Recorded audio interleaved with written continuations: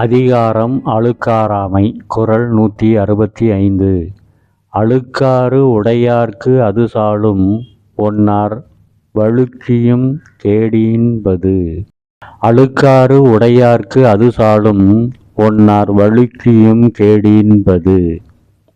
இக்குறளின் விளக்கம்: பொறாமை குணம் உள்ளவர்க்கு கேடு செய்ய வேறு பகைவரே தேவையில்லை.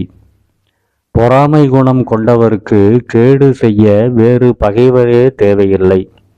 அந்த குணமே அவருக்கு போதுமானது. அது அவருக்கு கெடுதலை தராமல் விடுவதில்லை. அந்த குணமே அவருக்கு போதுமானது.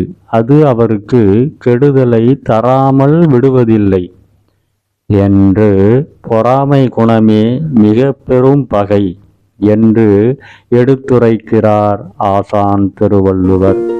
நன்றி.